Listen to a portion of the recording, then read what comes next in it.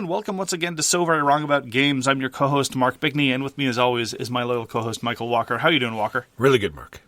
I'm very glad to hear that. Now, some people lately, and indeed throughout the entire run of the podcast, have had some difficulty telling us apart, ascribing views to you that belong to me, or vice versa, and I've come up with a very, very simple guide, and a very easy way to remember. Walker is the one who's always wrong, and Mark is the one who is never right. Very brilliant. You'd think that we'd be able to explain to the four people that listen and get us separated apart, but apparently... I'm looking forward to, as many things, permanently settling this issue and never having to hear about it ever again. Because that's how the internet works. It is. It never brings it back up. There is no history, and we live by the moment. So, this is a podcast about board games. We're going to talk about the games we played last week. We're going to talk about the news and why it doesn't matter. And we're going to talk about our feature game this week, which is Anachrony, specifically the Fractures of Time expansion. So, with that in mind, let us begin with the games we played last week. Walker, what'd you play last week? Mark, we got to play Barrage again, and not only did we play it, but we streamed it on Twitch for those who watched. We try to do a show every Saturday, normally at 10 a.m. Eastern, but it may vary depending on when I'm forced to work. Anyway, back to Barrage. It is designed by Tommaso Battista and Simone Luciani, and it's put out by Cranio Creations. And this is a very interesting game. We've talked about it before. It's about, blocking water and converting it into power and stealing water from other people and yelling at Mark for stealing your water. And it's an all-around fantastic game. I love how, the end game conditions are, switched up a bit depending on how the round goals are set, and especially when you don't have a final round goal. That really mixes up the game. Yeah, it's one of those things where during setup, if you don't remember to put an end round goal for each round, and it's in the last round, the round where you finally got your power production in order, and there's no goal to benefit from it, I'm not bitter. I'm not bitter at all. It led to interesting questions. I looked down at the board and it did have a different symbol in it, right? So it didn't have the right symbol. So I look at it, I go, okay, I guess that makes sense. And I sort of Mark, why are we producing power in the final round if we don't, and you look at the board and it's yeah, there really should be a token there. Can't really add one now. But anyway, other than that, I'm loving Barrage more and more that we play it. I'm not sure, like we talked about with the expansion, I'm not sure if it adds... I'm not sure if I want to go back to that expansion. I really like how the worker placement is really tight and blocking, and I don't really like this opening up of the resources and stuff. But I only got to play it once, so I wouldn't mind going back to it, trying it once more, just to see if it doesn't bring something else to the table. This has been a very good week for medium-heavy worker placement games with substantial expansion content available, and for looking at how the expansion content worked, especially for me. I played one more than you did under that category. And the League Water expansion, and by the way, it's not Barrage. We're informed that, according to something that some guy once looked up on the internet once, it's pronounced Barugally. Contra to the engineers that I've heard it pronounced Barrage. But, so in deference to the pedant on the internet who corrected us, the game of Barugally is indeed, as you say, a tight game of competition over scarce resources and of board position, and on top of that, tight worker placement conditions. And that's the main thing that I didn't like about the expansion. Relatively low rules overhead, which is ideal, but it gives you all these new worker spots, and it gives you the ability to perform some of the core game functions in new ways. And what that does is it relieves a tremendous amount of pressure off the worker placement. A great thing about Barrage is the things that you need to get to right away. But seldom is it the case that you're I've got 3 or 4 actions I could do, and I'm reasonably confident none of them are going to disappear, so I don't care in what order I do them. You're constantly triaging about what you need to do, whether you're fighting over that water, whether you're trying to put a building out so somebody else can't undercut you. It's really, really well done, and I can definitely understand why it won the International Gamers Award the year that it came out, which is used to be an august institution until they admitted a couple of jagoffs from Kingston onto the jury. It's true. I don't know what they were thinking about there, but anyhow, it is definitely one of your more solid productions in terms of game design, not necessarily in terms of actual physical execution. The ongoing fulfillment of the Cranio Kickstarter is rather disastrous, but I do love Barrage. It's very intense, very unforgiving, but in very satisfying ways. And I think it's really a good example of how you want to do a Eurogame like this. And on top of all this, it's got this fantastic way you spend resources. You have this wheel, and you use your little building actions. You put, okay, I'm going to build a dam. You put that on the wheel.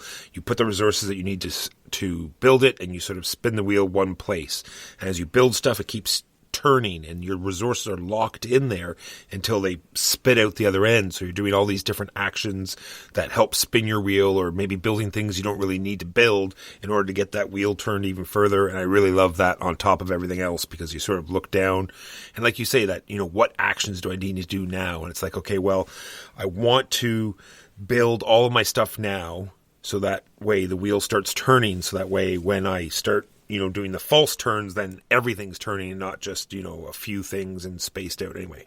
The tension I almost always feel, regardless of where I am in the turn order, is thinking, okay, there's this water, and I've got everything lined up, and I can generate power, so I should jump on a power generation action. Then I say, wait a minute, I don't have any contracts. Okay, do I lose tempo and go get the contracts, thereby risking that the good power generation spots are going to go, or do I generate power now? Crap, I should have taken contracts at the end of last round, or indeed in the middle of last round. Yeah, it's really, really well done, and constant little trade-offs.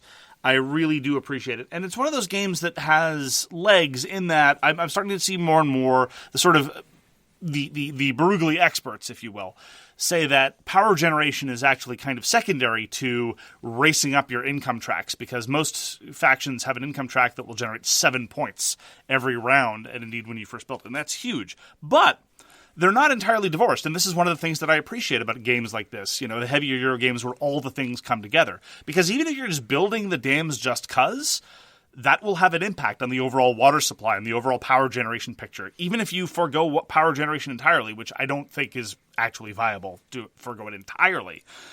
And even if you're just building a whole bunch of dams, then you care about the end round bonuses that give you benefits for having produced those things, in which case you need to generate power to qualify for it. Anyway, Barrage, I think, is really well done. I love being able to try different things, and I love how the emergent geography shifts everything every different game. It is solidly well done. And if it had a solo mode that did not involve, an extra 20-page rulebook and a massive quantity of expansions, I might even give it a shot. But it is very much the solo mode that I'm not interested in trying. So much for that. Yeah, I opened up the box and it had like these, 40 thick tiles, and it's like, I sort of look at them and said, this is a solo mode that I don't even want to look at, and they went to the side. Right. And that is Barrage. What else did you get to play this week, Mark? Well, on the topic of medium-heavy worker placement Euros with expansion content, I played Argent the Consortium again in my preferred configuration with the Summer Break module, which gives you another couple extra rounds but ramps things up. And I very much appreciated that, because I've commented before, I really like it when games have an arc. And Argent is knives out and very, very cutthroat, and it's all about blasting people's faces off and taking advantage of this, that, and the other. And I really like how it's very much in the mold of other level 99 games designs, which is to say excess is never enough. And I appreciate that, but I also appreciate how the Summer Break expansion gives you a little bit of a ramp up. So, especially for new players, we had all new players except for me. And so you get a couple rounds just to see how the flow of the game works and how the core special powers work. And then by round 3 and 4, everything is tight again, and you have to worry about killing everybody. I was a little bit disappointed that varying the room setup, this was the first time where I just had more or less entirely random rooms, and it didn't provide as much variety as I hoped it might, which is a mild misgiving I have about it. I'd always previously played with the standard recommended first game setup, but maybe it's a good thing that none of the rooms are terribly wild. Of course, had they been tremendously novel, I probably would have complained about how they threw the entire game into a curveball. So I guess what I'm saying is I can't be satisfied. I'm kind of worried about the adults of this world. Like, they send their children to this death school of death. This is a university, so it's like young-ish adults or maybe old kids. And it's fine. You just throw a fireball into their face or send them through a vortex or drown them in a pool. They end up in the infirmary. Everything's fine. It's a big cartoon bandage. Oh, I see. That's hiding a little bump. And that's all you need to worry about. And like they do the little clown, like the ambulance pulls up and like skids out, and these clowns, come out and throw the stretcher on, and they fall through the bottom. They do this comedic thing, so no one gets icy. All right. Well, I mean, it doesn't change the fact that there's a body count, but at least you get to laugh at it. There you go. So as I have said before, I'm very glad that I found a configuration of Argent, the Consortium, that I'm able to get to the table somewhat consistently. It helps bring the length down from a 2.5 to 3 hours to more like 2 to 2.5 hours, which for me, speaking personally in terms of my preferences, makes a big difference in terms of how much of a lift the game feels like. every marginal minute past 120 for me, really, it starts to carry a burden of narrative and scope and arc. So, if you're not going to be Civilization or Successors or Democker, I'd rather you keep it under 150 minutes if at all possible. And I really enjoy Argent the Consortium. I think it's great in terms of just letting the variety of chaotic effects roll off you. It's not quite Cosmic Encounter, but it's definitely on a spectrum of having to manage with all of this because, maybe there are some Argent players that are able to look over and say, based on all the 5 spells and 3 artifacts that each of my opponents has individually, I know exactly what they'll be able to throw at me. You start to remember some of the effects that people can toss at you, but mostly it's about being opportunistic, which is a mode that I enjoy, but again, when under a proper length modulation. So again, super glad to be able to play Argent, and the Summer Break module is the way I want to do it. And that was by Trey Chambers and Level 99 Games. And I shouldn't have up-talked because that was the end of my sentence. I was wondering, where's it going with this, the end of this? So I dragged Mark back into playing Underworlds again because I have a little more time recently. This is designed by David Saunders and put out by Games Workshop. This is a skirmishy type game. And this is something that you just really need to enjoy to play because it has tons of stuff that people will hate. Lots of random dice rolling, lots of random card draw, lots of these things that people dislike, but it also has touches of things that people love. Like there's very light deck building, there's very light modeling, and you can take it to the extreme, right? This game has pushed together figures, and the fact that these figures are so fantastic and they fit together with no glue is an engineering wonder to me. It's amazing that I've been in this hobby for many years, and I've gone through iterations of painful gluing and putting molds together, and the fact that they've come back to push together plastics that look this good is amazing. But in the long run, they've made huge changes. I just picked up the newest game called Direchasm with the 2 new factions, and you can see the direction that they're pushing in. They're definitely changed the game up a lot, sort of changed the way the cards are worded and how the game's going to play out a little bit, and I really like the way it's going. I'm looking forward to playing more. What do you think, Mark? So we reviewed Warhammer Underworlds when it was Shadespire, and this was relatively early on in the show, and one of the things that I praised Warhammer Underworlds for was the activation system and how tight the scope of an individual game is. It's 3 rounds of 4 activations each, and there are very strict restrictions on what a unit can do. You can charge with a unit, and they get to move and attack and possibly have a tremendous impact on the game, but then they're done for the round, pretty much doing nothing else. And that part was a joy to get back into. It really, really is a solid piece of design, and I wish it were not married to an evolving meta that feels more and more like Magic the Gathering.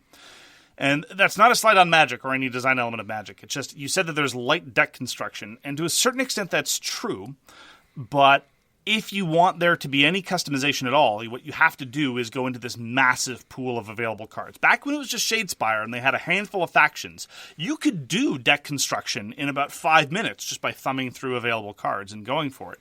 Now it's this situation where it's kind of dizzying. You get kind of a vertigo based on the available library of cards.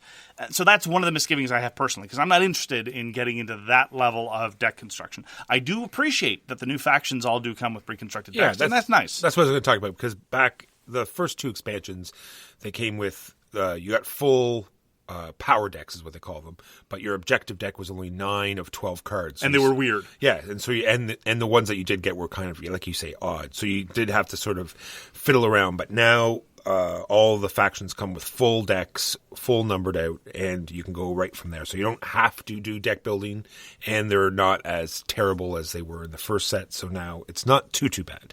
Right. So now I'm in a position where there's kind of an awkward middle. As a pull-off-the-shelf, here's a pre-made faction, I would like there to be some degree of customization. Let me just compare it to another kind of, like, the sort of self-contained skirmishy things that I like. Titans Tactics, R.O.O.K, Era of the Asagiri, even more complicated stuff like Mythic Battles, Pantheon, or things like that. You get some degree of customization without immersing yourself in a massive pool and a lot of time commitment up front. You can't really do that anymore with Warhammer Underworlds. It's pretty much either you have the units and the cards all set up as a bundle, and you can never modify the units. You've never been able to do that. Or you can just get into this dizzying array of, well, what's the balance here? Do I care when I draw this card, when that's going to be an issue? And so that again, that's just personally not what I want out of this system. I wanted this system to do different things. I much preferred the meta and how the universe existed back in the early days of Shadespire, where there were just a handful of expansion units. And then there's the other thing, and I did comment on this at the time, and has always rankled me, and I was reminded of really how bad it is. You say that there's lots of dice rolling. I wish that were true. There's a small amount of dice rolling, a small amount of high variance, high impact dice rolling. It literally is the case, since both sides have 12 activations total, where a single activation could kill your most valuable unit automatically or result in absolutely nothing happening and having someone be vulnerable for the rest of the round.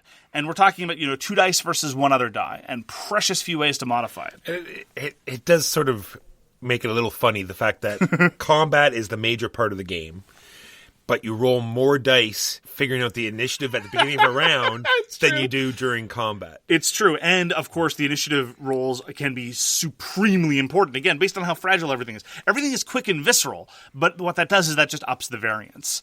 And, little bits of awkwardness with the setup, but that was just mostly just getting back into the system and things like that. Yeah, I love so many of the design elements of Warhammer Underworlds. I just wish that it weren't shackled to this overall setup. And that is Warhammer Underworlds. That you made me play elves. You tricked me into playing elves. It's a lie. By Games Workshop. On the topic of skirmishy type stuff, although this isn't really skirmishy, but it's within striking distance, we played Rum and Bones Second Tide.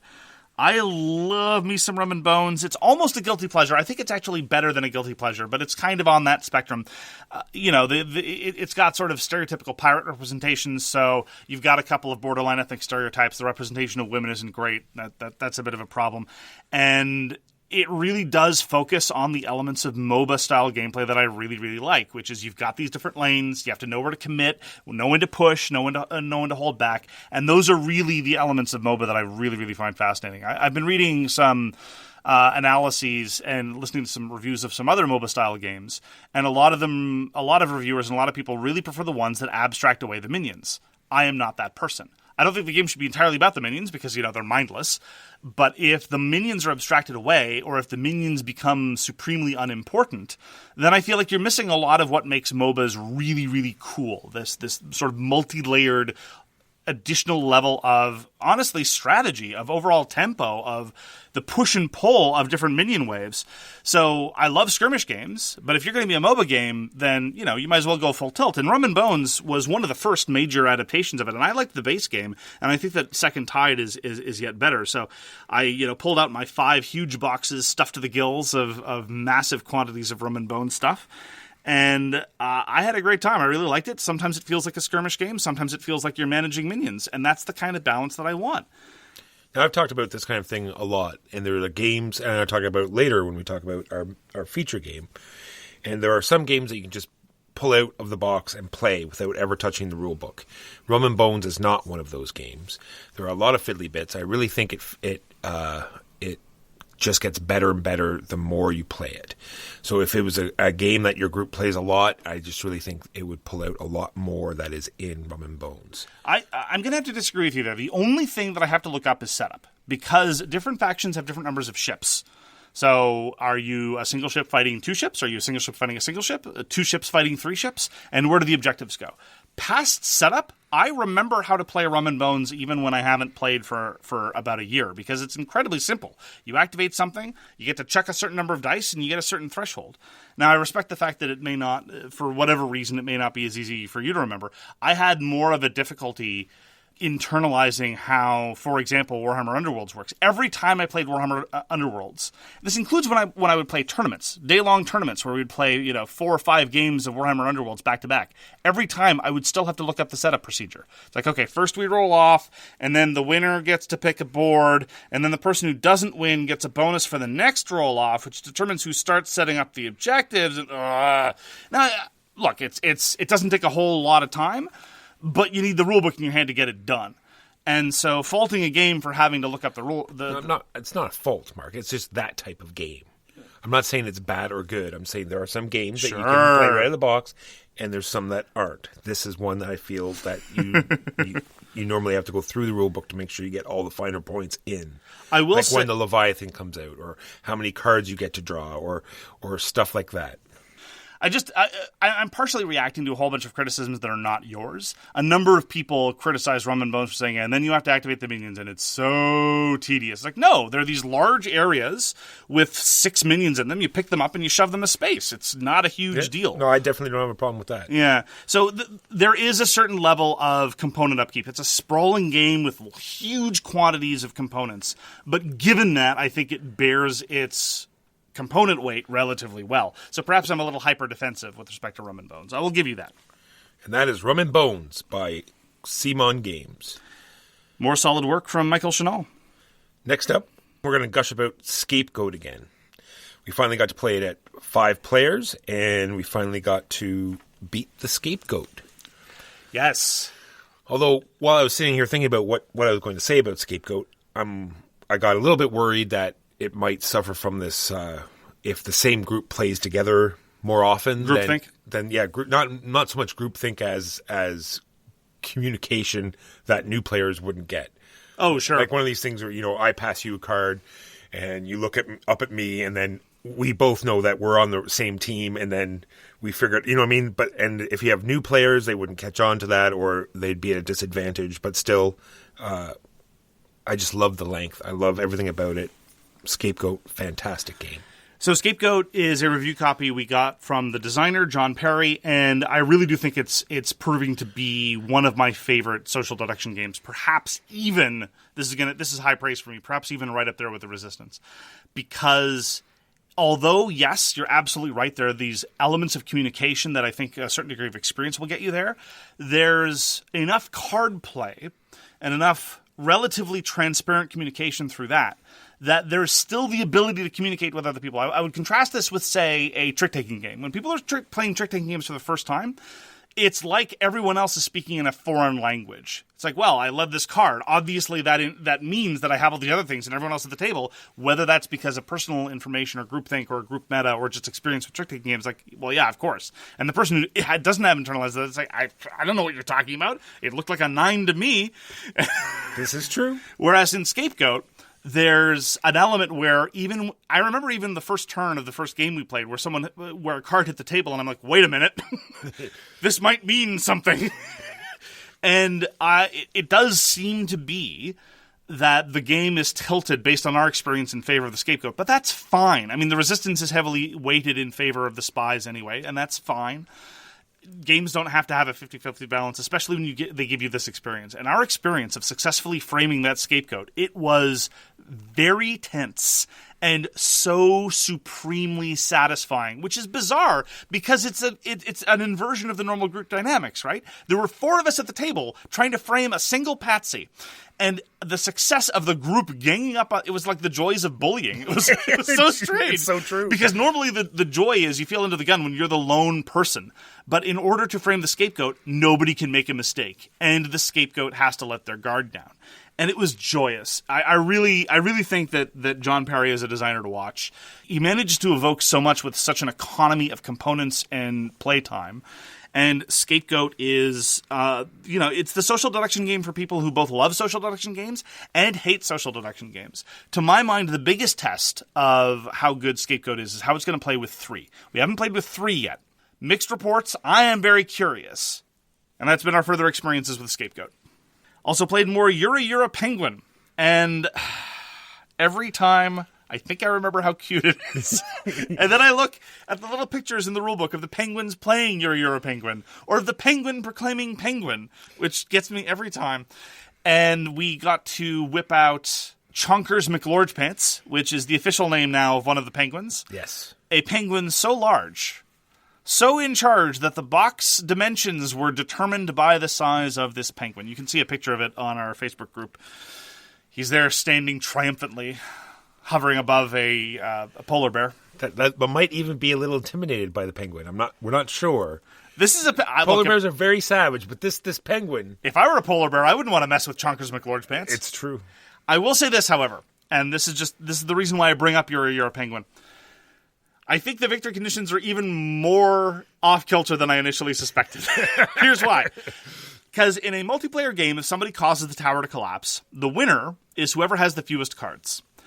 Whoever has the fewest cards is going to almost be exclusively determined by who plays the reversal on you, in traditional Uno fashion. Now we're playing counterclockwise instead of clockwise, and or who plays the card that says draw 2 cards. And here's the situation. If I've got 4 cards in my hand, Walker's got 6, and somebody else, Sidewinder, has 8, and we're sitting there, and all the +2s have been played, because you play them as soon as possible, obviously.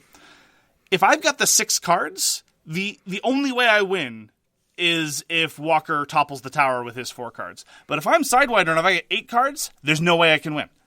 There's literally nothing to be done. The best I can hope for is just to prolong the duration of the game and lose later. That's not cool. But, as I constantly say, rare is the dexterity game where the victory conditions are actually well calibrated. But it occurred to me after finally playing it multiplayer that some people by the mid-game might be in an unwinnable position. It's true. I say unwinnable, though, only in the most technical of manners, because if you're playing You're a Penguin, you're a winner. This is true. And that is You're a Penguin. We got to play Hansa Teutonica with one of the expansion maps, more specifically the East expansion, and we even introduced it to new players with an expansion map. Not usually something I want to do, but the Eastern expansion one doesn't add too much outlandish rules like the other one does. Well, you've been hankering for an expansion map. Specifically, you want to play the UK map. But the UK map with 2 players, I do not think is a good idea. So we kind of split the difference and played with the East expansion map. True, and so they were people in our new group. So hopefully now we'll be able to get onto some new and exciting things. And Hansa Teutonica never fails to satisfy. They loved it. They thought they raved about it afterwards. It's just this back to old school shiv your partner Euro, where it's always very tight. It's always about messing with other people. Every move you do is either messing somebody up or planning to mess someone up in the future. Yeah, we didn't have any of the high quality parasitism that you sometimes see in Hansa Teutonica, because it's not always about shivving. It depends. There are lots of Euros where it's all about shivving people, but Hansa Teutonica is about kind of drafting off of what other people are doing and profiting off of that. We didn't see a whole heck of a lot of that, but that's probably to be expected with new players. It's more of a subtle technique, but Hansa Teutonica has never failed to engage, because you cannot go off into a corner and do what you're doing by yourself. Other Euro root connection games, you absolutely can. I hesitate to even call Hansa Teutonica a root connection game. It's one of those Euros that, despite the fact that it feels very classic, and it felt very classic when it came out 10 years ago, it felt like a throwback even then, it doesn't really fit neatly into one of those categories. It's not a tableau builder, it's not an action selection game, it's not a drafting game, it's not a worker placement game, but anyway, yeah. Enough has been said about Hansa Teutonica. If we have had any influence as a show, it has probably been to spread the word about Hansa Teutonica, and I feel very good about that. Exactly. This is designed by Andreas Steding and put out in North America by CMON Games. Got to play the SDJ winner of last year, Pictures, by Christian Starr and Daniela Starr, put up by PD-Verlag. And Pictures is one of those things where it was like designed to bring out the worst in me. Now, I know what you're thinking. Mark, the only thing that is required to bring out the worst in you is a microphone. And you're absolutely right. Pictures makes it worse. Here's the thing, and I'm being entirely serious here. I try to identify wherever possible my biases that keep me from enjoying a particular product. When something involves a spatial puzzle, I try to flag that, because that's just not how my brain works, and I don't find it particularly engaging. Pictures is a game where you have a 4x4 matrix of literal photographs. So these aren't impressionistic drawings like you would find in Mysterium. They're not like the scenes you would find in Mysterium, nor are they even the sort of semi-abstract, interesting chimera hybrid monstrosities that you would find in Codenames Pictures. These are literally just photographs, usually of landscapes, sometimes of particular objects. And you're told to communicate which one you've been assigned secretly with a set of tools. One set of tools is a couple of shoelaces. Another set of tools is these weird-shaped blocks. Another set of tools is some sticks and some stones. It's arts and crafts, Walker. It's like the intersection of drawing and manipulating crafty objects. Two activities I despise. Yeah, well, and you also omitted one of them. The other one is like the Codenames Pitcher's deck. They give you these deck of just like either like a skull or a pile of poop or all these silly things, and you have to use these cards to show out one of these landscape things. It's practically impossible. It is very difficult. Unless, of course, sometimes you get very lucky. Now, again, very much like dexterity games, it is somewhat churlish to say, well, the victory conditions aren't really fair. Like, that's not what we're talking about. It's just a frustrating experience, right? To be given this task is like, okay, so I have to communicate this tree instead of the 4 other trees with my set of symbols. Okay, well, let's start with the leaf, and now what do I got? Yes. And then, next turn, see someone get assigned to the soccer ball. It's like, oh, okay, I'll play the soccer ball. All right, I guess I'm done here. And honestly, it's just, it's I don't even know if it's clever. It's just one of those things where very often in party games, and this is fine, this is just how the genre goes, you're just riffing off of previous ideas. Like, okay, this is just combining more stuff together. Like, Mysterium was co-op Dixit, fine. Pictionary evolves, and now you're drawing with other things. And fine, whatever, that's fine. It's just, I don't like this kind of stuff. I like trying to interpret what other people did. That part was fine. That part was neat. Guessing an association between somewhat abstract representations or somewhat parallelistic representations. That part's cool. Whether it's Deception Hong Kong, Mysterium, you name it. I find that enjoyable. The part where I was expected to evoke something and make a creation that would communicate something, I literally found that torturous. And so Pictures was a fine social experience for me some of the time, and for the other half of the time, it caused me to curse and complain profusely. I found it slightly less torturous, and I love the little spin on it where 2 people could have the same picture, and and so you'd think you could figure out, well, they had that, so it couldn't be that, but no, it could be doubled up. So that was hilarious as well. It's fine. It's well executed. It's a very, and I don't mean this as an insult, it's a very solid execution. It's all very well put together, and I mean, I would quibble a little bit about some of the picture selection, especially with respect to the card execution. Again, like this tree as opposed to a different tree, kind of hard to do, but a lot of the pictures were fine and had little visual bits that a clever person could find to highlight with the limited tools they had available to them. By clever, you mean people other than us? Definitely people other than me, that's for sure. And that is Pictures. And that was Pictures put out by PD-Verlag. And finally, from me, we got to play Project Elite again because I love Project Elite. We decided to test out the R.O.O.K team members, and that is the people in giant power armor, the mechs, and that adds a lot more. I think this is the busiest board we've had. It definitely wasn't the hardest mission we've done, but it's definitely the busiest mission we've done. Yes, which is not, I think, Project Elite at its best. Because the part where you're spawning things on top of other spawns and that dislodges things and then they activate, which causes an endless chain, it actually feels a little bit like the criticisms that people have about Rum and Bones. You're dealing with these daisy chains of weird things and following the arrows. So but the fact that we both tried the R.O.O.K team members, I don't think was the R.O.O.K team at its ideal. Because every R.O.O.K team member you add adds another spawn every round. So we went from two spawn cards on medium difficulty to 4 spawn cards. As you can imagine, that I did a scientific analysis of this. That's roughly twice as many spawn cards. I know, and then the math checks out. I've double checked it. I've triple checked it. Spawn and then spawn again, and then two more times after that. Yeah, goodness, it's double the spawning. Very spawny. The R.O.O.K team members were interesting, and I would honestly like to try it again. Where again there was one R.O.O.K team member amongst the normal group because I think I was playing my team member badly because the normal tactics of Project Elite is you just roll your dice as fast as you can. But every R.O.O.K team member replaces one of their dice with a special customized die, and it has a malfunction on it. And if you roll the malfunction, that die, number 1, gets locked, which is bad, and number 2 causes something very bad to happen, which is also bad. And so near the end of the game, I started to realize, wait a minute, maybe I should not be rolling this die very much. Maybe I should save it for when I really need something. Or I should save it for when I have the results already lined up that would unlock the die if the malfunction happens. Which means maybe I should be making additional choices during the game. And if that's true, that's awesome. Because Project Elite, you love it much more than I do. But I think we would both agree, not the most decision-heavy game in the world. Not at all. Which is fine. But injecting a little bit more decision-making might be great.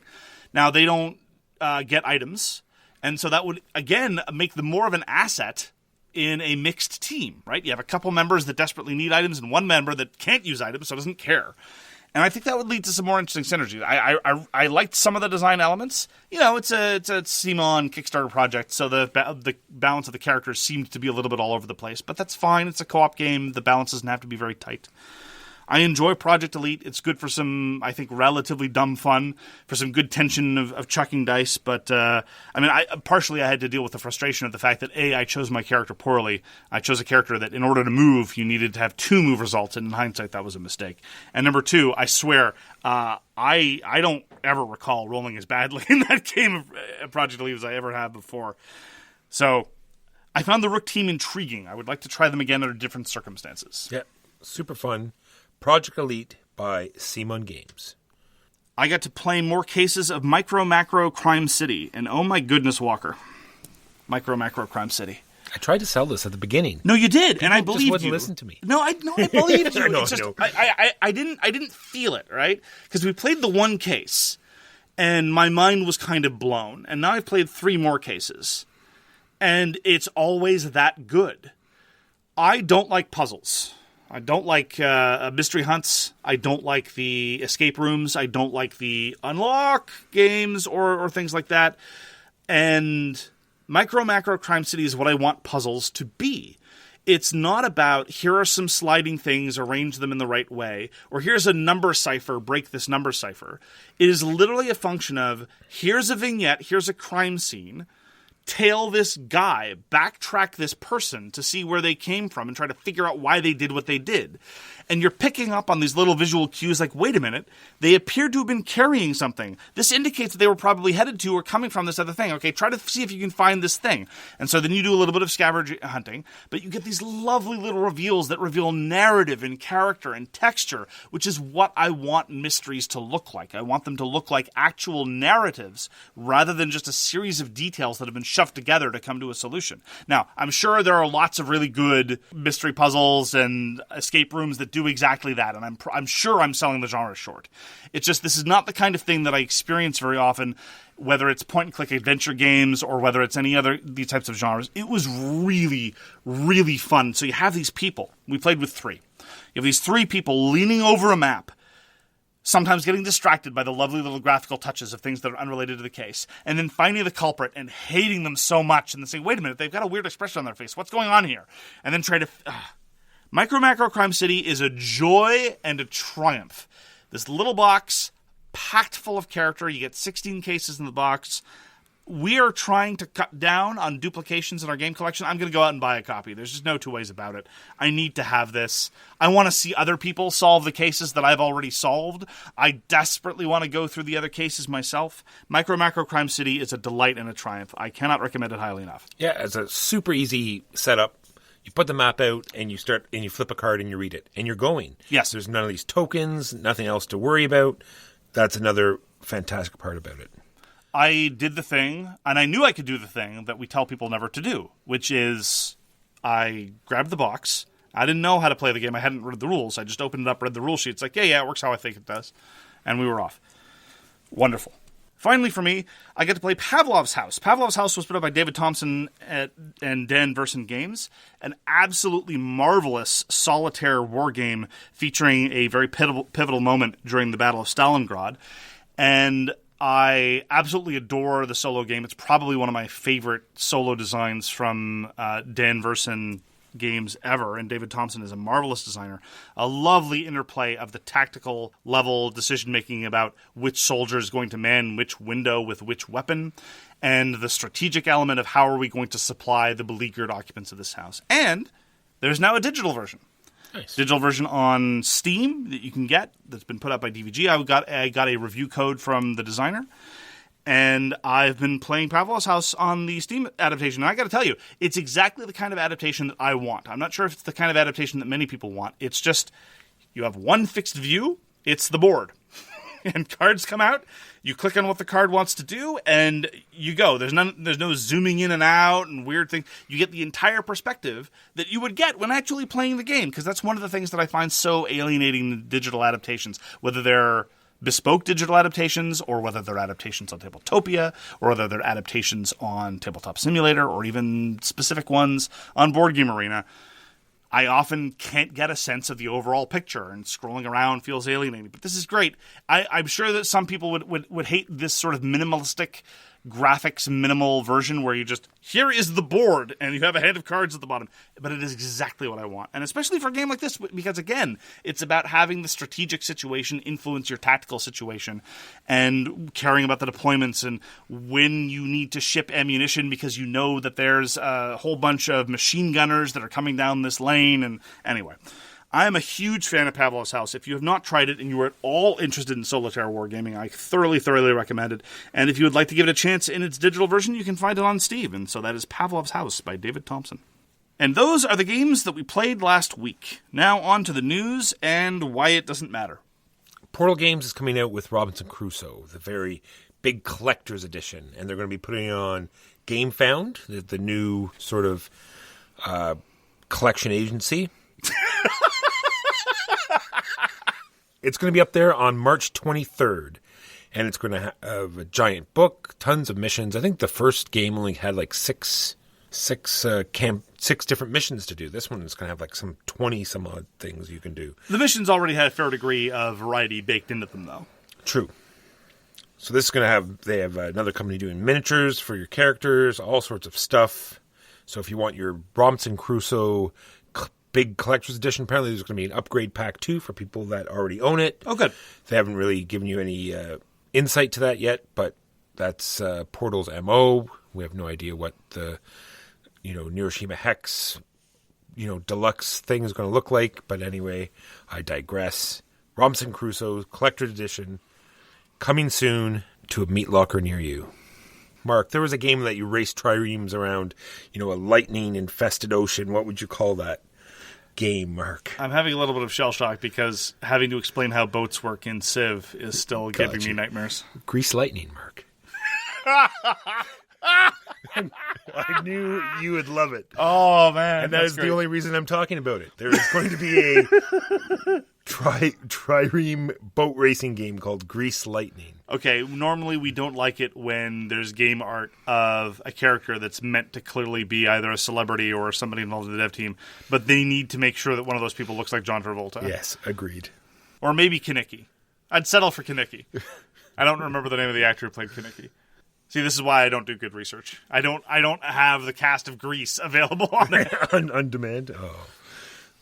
In 2021, Level 99 Games is starting another little mini company called Launch 99, because they too don't want to give Kickstarter any money either, so they're going to have their own little lending system. So for their smaller games, they're going to do their own little crowdfunding site called Launch 99. And to a certain extent, it makes sense for Level 99 because they plan to kind of transition to a more subscriber-based model for some of their offerings. If you think about Exceed or some of their other games, it's about a lot of smaller releases. Maybe with luck, this is going to happen to Sakura Arms when they get their localized version. And interestingly enough, Plaid Hat Games is doing the same kind of thing for Summoner Wars. You have a subscriber-based model for the digital version, and as new factions come out, you get them automatically. Given that the hobby is more and more turning, even for non-expandable games, towards a more periodical model, for good or ill, I'm in favor of situations like that. It definitely can take the edge off of, number one, companies not knowing how much to publish, and number two, if you don't pre-order something, it will be out of stock by the time you realize that it's hit retail. On the topic of Kickstarter and how it has shortcomings, and this is one of the reasons why people sometimes ask me, we've said editorially that we don't want to get in bed financially with Kickstarter in terms of a funding model, and one of the reasons why is because we want to be able to be in a position where we can criticize Kickstarter and their policies and not be financially dependent on them or financially tied to them in any way.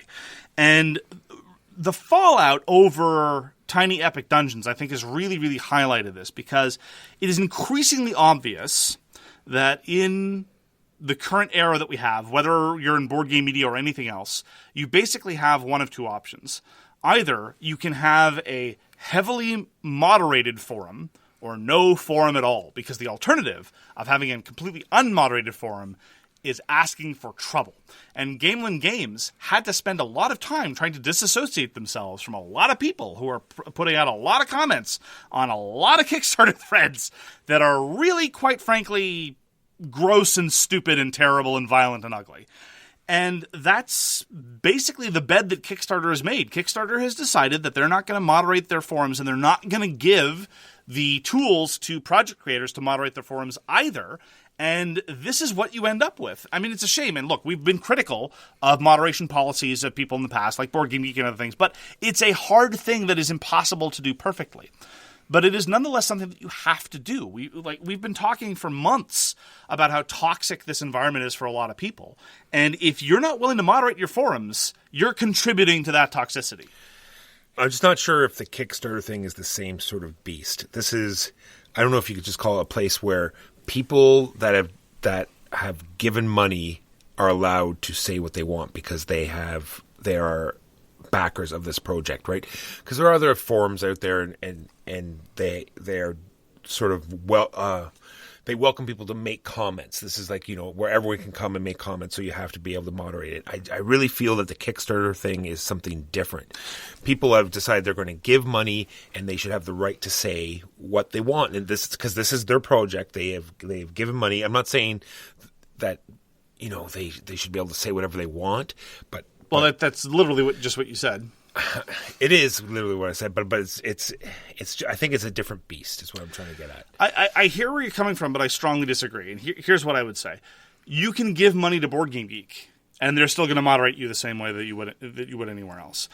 In the context of Kickstarter, just because you happen to be a paying customer, I don't think it follows. And besides, if you get moderated and somebody decides to pull their funding, I think that's a hit that Kickstarter should be willing to make. That is the position that I am articulating at this moment. Furthermore, I could even argue that it's not even just that you're a paying customer. You're a paying customer to a specific project leader, right? Which one could argue at its best, and this is very much the vision that Kickstarter is interested in presenting itself, is a vote of confidence and a desire to collaborate with that individual, whether it's Gamelin Games or CMON or whatever. And therefore, I think it makes perfect sense for that person, that project leader, at least to be able to exercise some degree of control. Now, then we could enter into a discussion about what control they're issuing. And naturally, there might be some accusations that they're using the control to silence people who are critical of their commercial practices. I'm not saying it would be easy. What I'm saying is that the moment you create a platform online for people to speak, somebody, somewhere, has to exercise some degree of accountability. And if you leave all of that accountability and all of that control down to the lowest end user, you're asking for trouble. And the trouble keeps happening in the same predictable ways. And I'm saying that platforms like Kickstarter need to start looking at themselves more seriously and about the environments that they foster. And currently, the most recent incident, Gamelin Games was the one left holding the bag.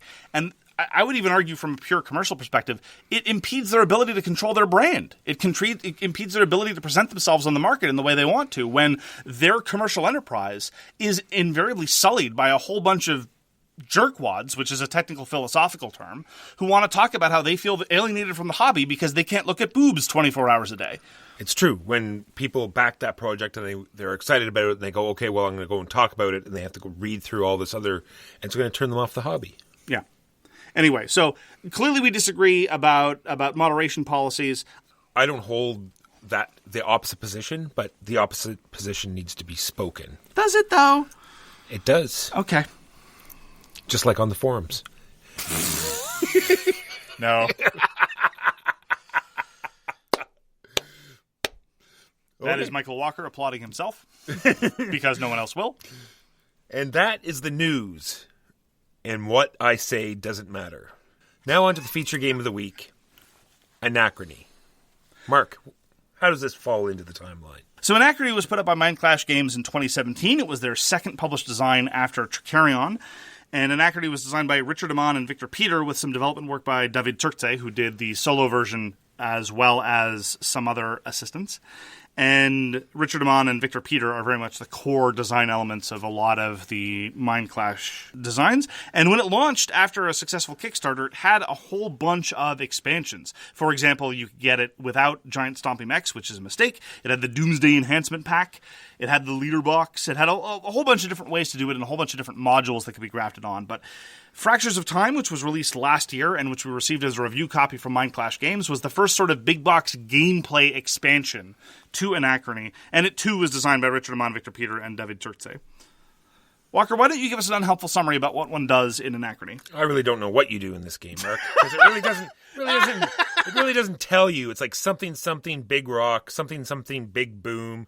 You gotta travel back in time, but you can't work together to save the world because, games like this, you have to have separate guilds and you can't post-apocalyptic, blah, blah, blah. Can't work together, but you need to know your evacuation conditions. The whole thing centers around the fact that this big catastrophe is going to happen, and you have to make sure you have 4 loaves of bread and a weed whacker, and then you can get all your people to safety. Well, now I feel very guilty because I actually quite like the theme of Anachrony, and I think that the lore is actually reasonably good. Now, I would have said, and I would have anticipated, that this was relatively good whether you dove into the art book with all the lore or not. But apparently I'm wrong, and I just should have done a better job of selling the setting to you. And so I would like to issue a personal apology for not having done so. Walker, I am sorry. Well, so there are 5 factions now in the expansion, and effectively the reason why they can't work together is they just have fundamentally different views about how society needs to be operated. They all have, whether it's an underground bunker, or one of them works out of a converted aircraft carrier, or a secret cave with biomechanical stuff, they're interested in just, winning hearts and minds, and so the evacuation condition actually represents them going to the capital and saying, people of the capital, you are doomed, but come with us, we have our stuff together, we have a weed whacker. And a loaf of bread. I'm just wondering, why can't they just work together? And I guess they're not stopping. There's no way to stop this from happening, I guess. I guess they're not going... Funny you mention that. I guess they're not going back... Is that the base game? I don't know. Are they going back in time thinking they can stop it from happening? Or No. Well, so this is getting ahead of ourselves. One of the modules that you haven't tried, but I have, is called the Doomsday module. And so there's Pioneers of Lost Earth, there's the Doomsday module. In one of the modules, it is possible that 2 of the factions who want to avert the catastrophe might be able to avert the catastrophe. 2 of the other factions like the fact that the catastrophe happens. One of them because they are religious fanatics, and another group because they don't care what happens on the surface because they live in cloud cities, and so they figure that the surface can be hit by a meteor and they don't care. It is a wonky module, and I'll talk more about modules later. I think you have some things to say about the add-on modules yourself, based on your experience of them. Well, that being said, so Dick and Jane, you want to play Anachrony. Well, here we go. First, decide which modules you're going to place. Yes. Then you have to decide which faction you're going to play. And then decide which leader you're going to play. And then which side you're going to be playing on. Either A, B, or B side. And I'd keep going on like this, but don't worry. There's a 16-phase setup that will guide you through everything you need to know about Anachrony. Yes, every Mind Clash game has been of this fundamental pattern. Anything that can have an A side, a uniform A side and an asymmetric B side, you're going to have to decide what to do with that. And you get to decide which special Benny you start with. And Anachrony just compounds this because by the time you get to Fractures of Time, you get to decide between leaders, the A and B side for evacuation, A and B side for your Maidborn, and A and B side for your fracture device. And so there's a fair amount of A's and B's going on. Yeah, so throughout the rest of this talk about Anachrony, it's going to sound like I don't like this game or that I'm down on it. One could get that impression. Rest assured that I think this is a fantastic game. But this goes back to what I'm talking about before.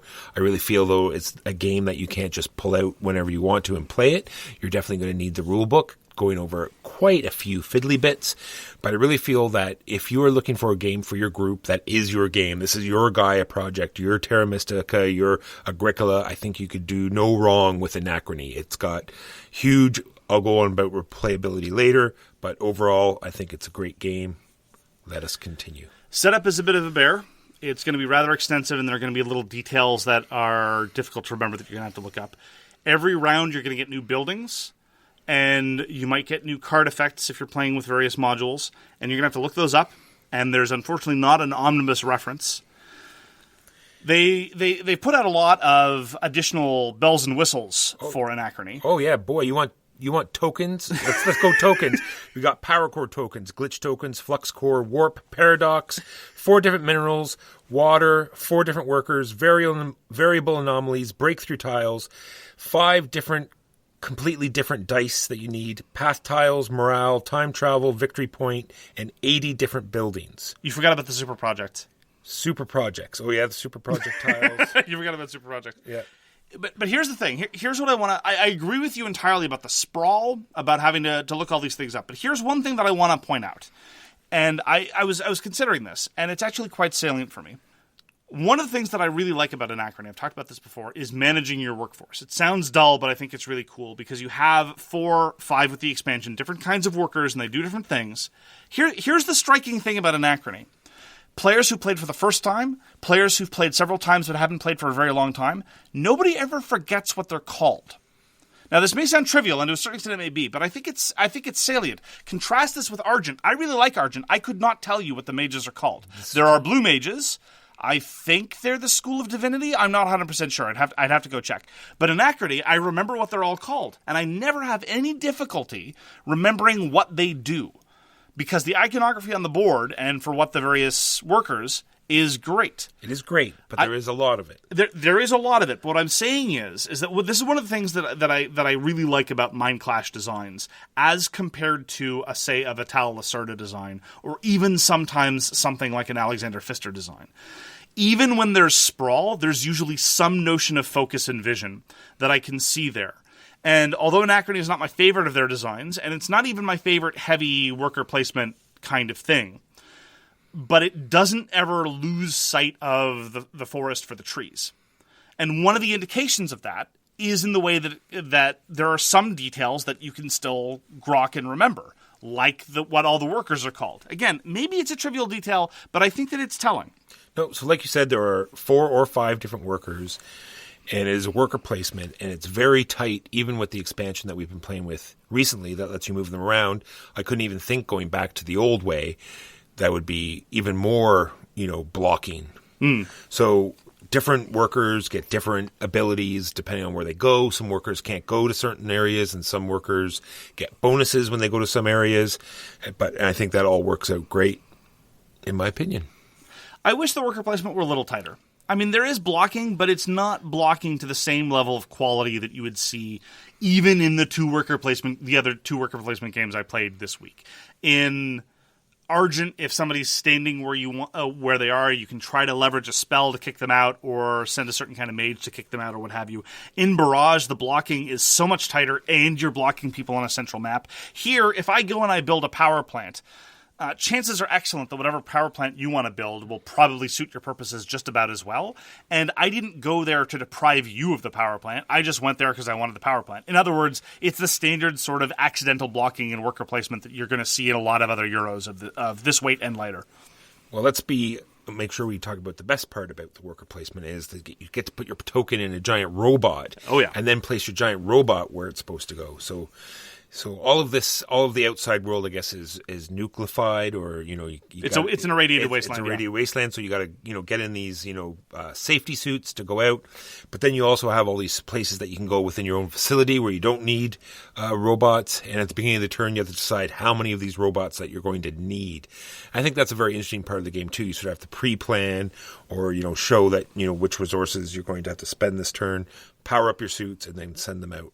And I really like the follow-on effect that it has in terms of the buildings that you build, because again, managing your workforce is one of the key challenges. You're not going to be you're probably, even by turn 1, not going to have enough suits to be able to send all of your workers out to the central board. So then the question is, can I have enough useful things for my workers to do at home where they don't need suits? And to do that, I'm going to need to build the right buildings or have the right effects to make sure that they can be successful. And again, although that's cool in terms of managing your workforce, it actually leads back into the absence of blocking, because a truly successful economy is one that cannot be blocked, because I have things for my workers to do where no one else can send workers. It does have that sort of feed your family type thing. You need water all the time. And if you don't get water generation, you're in a lot of trouble because... We call it aquacola. Aquacola. And that was painful. No, it wasn't. Do you resent its absence?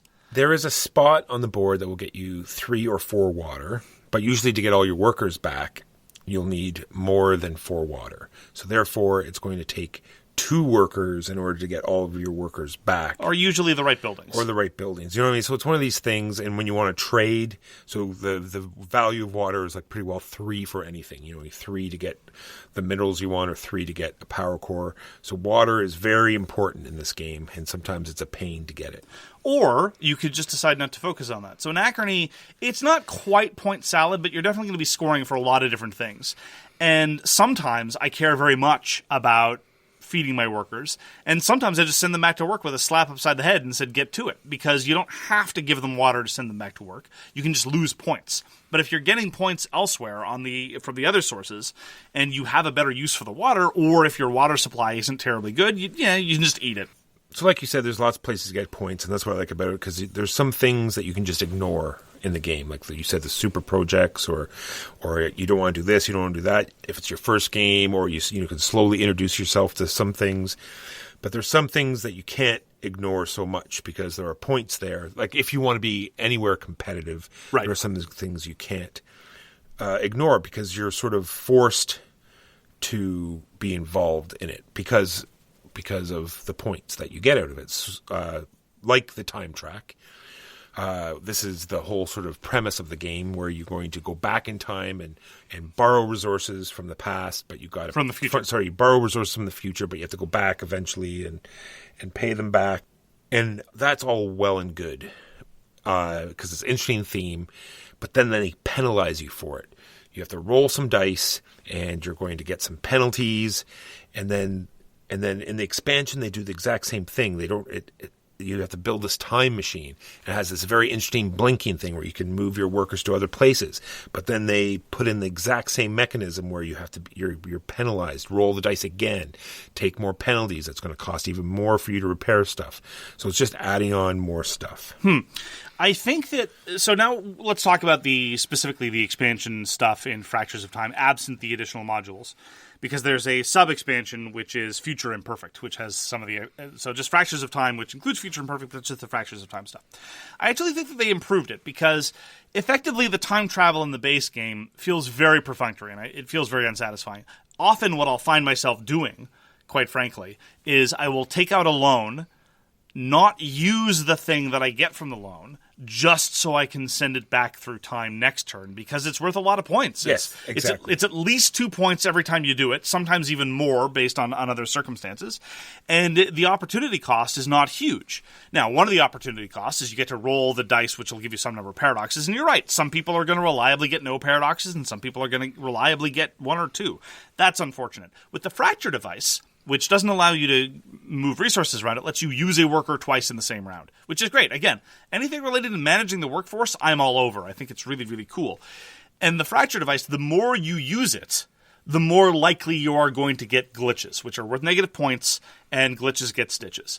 And ultimately, there are ways to maintain your device, which is, it costs you tempo, and it's not a fun thing to do because you're not getting a whole bunch of stuff, but it reduces the risk of that. And the fact that it's basically a push-your-luck mechanism. If you don't upgrade your machine, if you don't clear the cores from the center of the machine, you're more likely to get glitches as you keep using it, especially if you're not using the new worker-type operators, because operators don't care. They're immune to glitches. So there's ways to mitigate it in a way that I didn't feel was true of the Paradox dice rolling of the base game. Agreed. This is a game that definitely rewards people who've played it multiple times, because I have this under the expansions.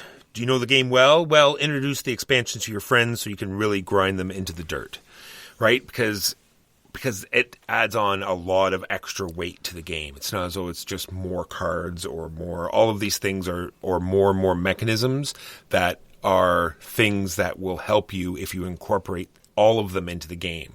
So if you're having people... I guess not all people play games like I do where you just, play certain parts of the game. Maybe there are people that encompass the whole thing immediately. But for people that are new, that only encompass, small parts of the game, whereas you're doing everything, you're really going to do much better than they are. It definitely rewards experience, but I think this would be true of the base game as well as the expansion. I mean, warping is so cool, and dealing with it is so much fun, I think it's still worth it. Will it increase the margins by which an experienced player will beat a new player? Quite possibly. I think that's quite likely true. Is the rules load manageable? I think it is, and it's neat to warp around and mess around with your warp device / time machine. So I think it's not so much the time machine one. It was the super scientific project part that was on top of it as well. Yes. So then there's the downside of a lot of the design aesthetic with the add-on stuff. I will say that in the universe of Anachrony add-on modules, Fractures of Time, just the core stuff, is by far the best. But it still has this extra deck of cards, which are technology cards, which kind of sort of feel like the one detail too many, the one extra ingredient that it didn't need, that I would have liked to have been hived off. Because, and this is a way I'd like to segue to the other modules, whether it's Doomsday, whether it's Future Imperfect, Pioneers of New Earth, Intrigues of the Council. We tried Intrigues of the Council most recently, and it felt very much like all of the other modules that I've tried, which is to say, here is one gameplay element, which is kind of cool and neat, that is shackled to this other thing that is super ancillary and no one is going to mess with. And that is exactly what happened. In theory, Intrigues of the Council is a replacement for the end game gold cards. At the end of the game, whoever has the most gold gets 3 points, or whoever has the most water gets 3 points, or whatever. And here, the idea is, you will decide over the course of the game what the end game bonuses will be. Whoever has the most water loses 2 points. Whoever has built the most buildings gets 7. And that possibility is cool, just like the possibility of the Doomsday module and the Pioneers of New Earth is all cool. And it's just the one detail too many that even the experienced players of Anachrony around the table just end up mostly forgetting, in my experience. And not accidentally forgetting, purposely forgetting. Exactly. If for no other reason than, it's already a game that's sprawling to a large degree, the board's going to be off to the side. You're focusing on the more fun element that's introduced. So, for example, in Intrigues of the Council, there were these mission cards, and the mission cards, in theory, were ways to implicate the other board, but we thought, these mission cards are kind of cool, and ignored the other board. Yeah. And because you have to dedicate workers to them, so that's even more things, more resources you're losing just to do this thing that really doesn't matter. Yeah. I always want the modules to come together in a way they are, because again, I like the thematic hooks, I like the conceptual conceits that are behind them, the overall structural goals of the modules I really appreciate, and I don't think they work, which is one of the reasons why I'm so pleased with Fractures of Time, because of how comparatively tight and focused it is, and of how neat the additional element is, and how warping just fits with the rest of the game so much better. Yes, the technology deck is again, one detail too many, but the rest of it I think is great. All right, let's move on to the other thing that lots of people like, and is done very well in this game, is the fact that there's sort of 2 phases to the game. There's the pre-disaster, and then there's the post-disaster. And after the big disaster happens, it sort of locks down some of the spaces, and you're going to get less mechs, or it's going to become more expensive for you to put your mechs out. And I really like how that flip-flops the game and sort of changes up how you play. I've spoken before that if a game is going to be past 2 hours, I want it to have an arc. And Anachrony is reliably going to be 2 to 2.5 hours. If you're talking about new players and or if you start involving more modules, it can easily go to 3. And that's not my preferred way to play it, but I'm willing to forgive it because, again, it's got an arc. It's got a bit of a narrative scope. You're scrambling to get things together, trying to build things, and then this massive meteor hits, and suddenly all bets are off, and you need to evacuate people, and the tension goes up because suddenly the worker spaces start to evaporate. I really like it. It gives a game a shot in the arm and means that you're not doing the same thing over and over and over again. And talking about not doing the same thing over and over again, how every game is different. And I sort of talked about how it was a bad thing in the setup, but it's not so much because there's so many different factions, and they all are definitely different and are played different. And each one has a variety of leaders that you can pick, and has 2 different sides, which are going to change your evacuation resources that you need. There's all of the buildings. Like I said, there's 80 different buildings. They're going to come up in different orders, and you can change your strategies thusly. it makes me okay with the constant rulebook referencing to find out how these all do, because you do get payoff in that way. So I'm willing to forgive it. And then we talked about how the game changes, and you're putting out these collapsing tiles, and they're going to be different every game. The super projects that come along the bottom, they're going to be different every time. End game condition cards, which you said, which are better than the other modules, they change up. During the game, there's 2 different decks that get flipped up every round to tell you which resources are going to be generated and what workers are going to be generated. And we had an odd sort of thing that happened last game, which was very cool. There was 2 factions that didn't start with any administrators, and administrators would not come up in that deck, so we had to fight for other ways to get them, which I thought was very interesting. And like I said, it lets you focus on different goals. I still wish, this is probably still my biggest misgiving with respect to Anachrony, other than the difficulty in having to look everything up and the sprawling nature of the components and the difficulty of setup. I still wish the time travel felt better. It's one of the essential narrative conceits of the game, and yes, you get vague evocations of the time travel because we know when the disaster is happening. You get the vague evocations of time travel in the fracture device, which is still really cool. But the problem is that it just works like a loan that you take out just because you know you're going to pay it back.